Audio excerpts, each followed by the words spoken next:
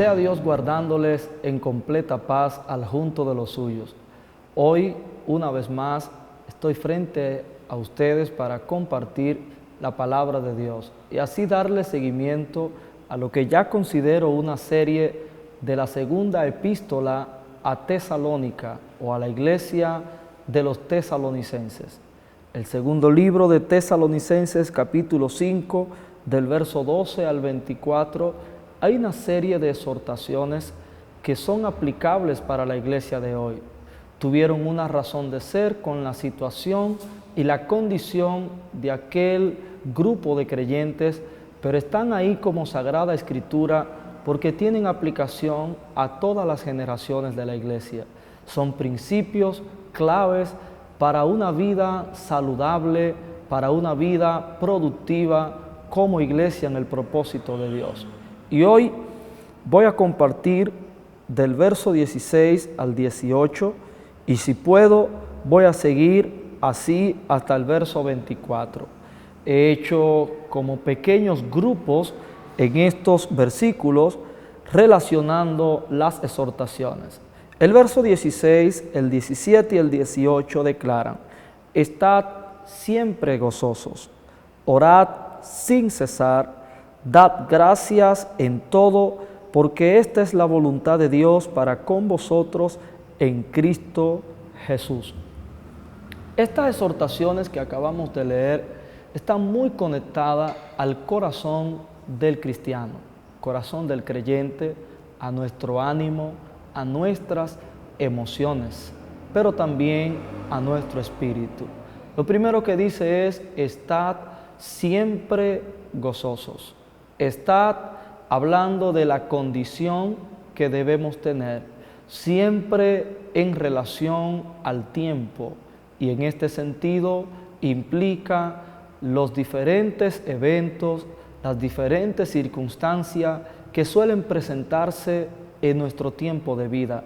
Pero luego dice gozoso, es decir, que en todo tiempo, en cualquier circunstancia, ante cualquier situación, debemos estar gozosos. El gozo debe gobernar nuestros corazones, debe guardar nuestras actitudes y debe recrear nuestros pensamientos. A la luz de la palabra y desde un sentido espiritual, el gozo no lo miramos como quizás se pudiera explicar de manera científica, de manera psicológica o de alguna manera que investigue y explique el comportamiento y la condición del ser humano.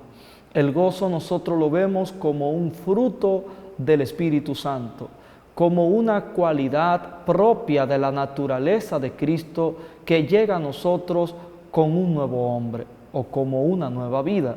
El gozo de nosotros no se limita o no es sustentado por una situación o circunstancia o condición que nosotros estemos viviendo. Es más bien parte de nuestra naturaleza ahora que estamos en Cristo. Si esto es cierto, el gozo nuestro trasciende cualquier situación que estemos atravesando, ya que no es circunstancial. Es un gozo que está profundamente conectado a nuestro espíritu y reposa en nuestros corazones. Este gozo la Biblia lo describe como una fortaleza, es la fuerza que nos sostiene en medio de todos los momentos a los que somos expuestos. El hecho de nosotros ser cristianos y de estar en Cristo no nos exonera de la tristeza, de los momentos difíciles, no nos exonera de una aflicción. De hecho, la Biblia dice: en el mundo tendréis aflicción, pero confiad, yo he vencido al mundo. El gozo va por encima de esos momentos que nosotros atravesamos y es exactamente en lo que debemos apoyarnos.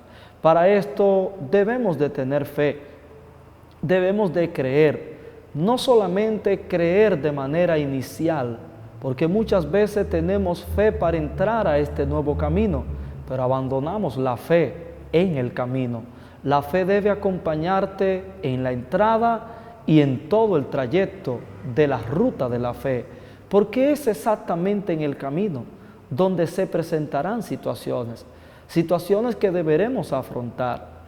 Y si tenemos el gozo del Señor, guardando nuestros corazones, nuestras emociones, nuestros pensamientos, no caeremos derrumbados ante ellas, sino que nos mantendremos firmes. Por tanto, si la Biblia dice, estad siempre gozosos, es porque nosotros tenemos la capacidad, es porque tenemos el recurso para hacerlo. Usted puede estar siempre gozoso. Para esto debemos encontrar el motivo de gozo en todo lo que estemos atravesando. Esto nos lleva a saber que Dios tiene un propósito. Y en cuanto a propósito, su palabra dice en Romanos 8:28, a los que aman a Dios, todas las cosas les ayudan a bien. Quiere decir que ese todas las cosas implica cosas no agradables, cosas que parecen mal, que parecen dañarnos, que atentan contra nosotros. Sin embargo, dentro de esas situaciones está el propósito de Dios. Y el propósito de Dios es nuestro provecho. El propósito de Dios es su voluntad. Y su voluntad es agradable, es buena y es perfecta. Por tanto, en este momento que estás viviendo, debes estar gozoso. Procura el gozo del Señor en tu vida. No esperes que la circunstancia te produzca gozo. Tienes que tener gozo por causa de la convicción de la fe en Cristo y en lo que Él nos ha dado. Luego dice, orad sin cesar. Fíjense cómo conecta la oración, el gozo y la gratitud ante todo lo que estemos pasando. La oración es un alimento a nuestro espíritu, es un alimento a nuestra fe. La oración también sirve para nosotros descargarnos, porque hay cargas que se acumulan en nosotros. Y cuando oramos, quitamos la carga de nuestro hombro y la ponemos a los pies del Señor. Eso nos da descanso. Pero aquí está exhortando una condición que tiene que tener nuestra vida de oración. Nuestra vida de oración debe ser continua, debe ser firme, debe ser constante. Nuestra vida de oración suele ser amenazada, suele ser atacada, desde adentro de nosotros y desde afuera de nosotros. Adentro hay condiciones de pereza, condiciones de desánimo. A veces somos afectados por una situación que llega a nuestras vidas y nos desanimamos, nos desalentamos, perdemos el deseo de orar. Pero es ahí donde entra el sacrificio, negarnos a ese sentimiento, a ese deseo que nos lleva contrario a Dios, y en ese momento ir a sus pies en oración, abrir nuestros corazones, conectar nuestro espíritu al de Dios y hablar con Él, pero también escucharle, meditar en Él. Orar sin cesar no es que usted va a andar donde quiera orando, y por donde quiera que camines, en el trabajo, en la escuela, en la casa, mientras vas manejando, y que tienes que orar desde que te levantas hasta que te acuestas constantemente. No se refiere a eso, se refiere a que no nos detengamos de orar, en el sentido de que la oración tiene que ser parte de nuestro itinerario, tiene que ser parte de nuestra vida, parte de nuestro programa. Mucha gente se ha frustrado y ha considerado que no lo ha logrado, porque han intentado pasarse las 24 horas del día orando. Nunca lo vas a lograr, porque la práctica de la oración implica concentración, y aunque la comunión nos ayuda a mantener esa conexión con el Espíritu del Señor, sin embargo, actividades que hacemos en este mundo suelen desviar nuestra atención a cosas rutinarias y cotidianas, pero aún así deben haber espacios, deben haber momentos en los cuales recurramos a la oración. Para esto tenemos que tener una disciplina de oración, tenemos que tener un hábito de oración, tenemos que tener un programa de oración, debemos aprender a establecer horarios en los cuales tener esa devoción para orar. La Biblia dice que Daniel oraba 3 veces al día como una costumbre. Y cuando le vino la amenaza de muerte con el edicto que engañosamente firmó el rey de que no podía orar por espacio de 30 días a su Dios, Daniel no reaccionó a la situación. Él mantuvo su disciplina y su hábito de oración, y eso le dio fortaleza para poder vencer esta situación. Lo próximo que dice aquí la palabra de Dios es que le debemos dar gracia en todo, porque esta es la voluntad de Dios para con nosotros en Cristo Jesús.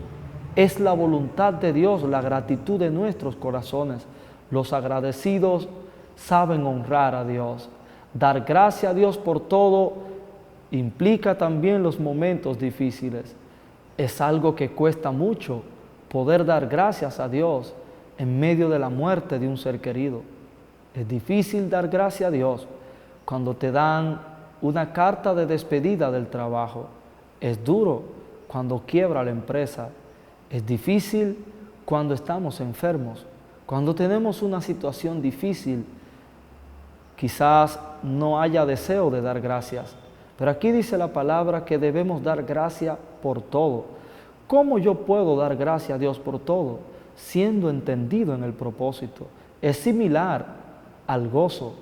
Yo me gozo en todo tiempo y yo doy gracias en todo momento cuando entiendo que a mí me gobierna un propósito. Mi vida está dirigida por un propósito eterno y ese propósito siempre implica mi bienestar, mi provecho. Por eso en el momento de alguna dificultad, aunque no entienda en el presente, debo darle gracias a Dios. La gratitud activa la obra de Dios a mi favor. La Biblia dice que estando Jesús frente a un escenario de dificultad, ya que había una multitud por días, escuchando el mensaje que Él les estaba enseñando, dice que esta gente tenía hambre. Jesús se preocupa por la gente y le dice a sus discípulos que le den de comer. Estos, llenos de impotencia, dicen que no pueden, que no había dinero, no había pan suficiente. Sin embargo, encontraron de manos de un niño una porción de 5 panes y 2 peces. Esto cuando cambió de las manos del niño a las manos de Jesús, Jesús dice que dio gracias al Padre y Él multiplicó la provisión. Fíjense qué principio tan poderoso se establece aquí con la gratitud. Algo que en las manos de los hombres era insuficiente, pasó a la mano del Señor y la gratitud activó el poder para su multiplicación. Muchas veces no salimos de la dificultad en la que nos encontramos porque no hay gratitud en nuestros corazones. Lo que hay es una queja, lo que hay es lamento, lo que hay es molestia, disgusto. Pero si en vez de esto, en ese momento damos gracias al Señor, la mano de Dios obrará a nuestro favor y su poder solucionará toda crisis que estemos atravesando. Yo creo que Dios está hablando contigo en este día y te está diciendo qué hacer con la situación que estás atravesando. Da gracias a Dios, ora y mantente gozoso. No permitas que nada apague el gozo que el Señor te ha provisto por medio de su Espíritu. Cuando el gozo se apaga en tu corazón, se marchita tu sonrisa, se marchitan tus emociones, sentimientos de tristeza vienen a ocuparte, tu ánimo se interrumpe, tu mente se turba por la preocupación y pierdes la efectividad. Pero Dios te quiere en gozo, aún en medio de lo que está pasando. Quiere tu corazón agradecido en eso que estás viviendo. Gracias por los momentos difíciles, pero gracias también por los momentos buenos. No debemos ser ingratos y olvidarnos de Él cuando nos va bien, pero tampoco debemos ser ignorantes cuando nos va mal. Ahí hay que darle gracias. Ante todo esto que estamos pasando, con esta situación de esta epidemia, debemos dar gracias porque algún propósito Dios está cumpliendo. Algo esto nos está enseñando. Así que yo te animo por medio de la palabra de Dios a estar siempre gozoso, a orar sin cesar y a dar gracias por todo. En las 3 exhortaciones se habla de la firmeza y la continuidad en estas 3 condiciones: gozo, oración y gratitud. El Espíritu de Dios está contigo y Él hará que sea posible. En Él lo lograrás. Bendecidos. Amén.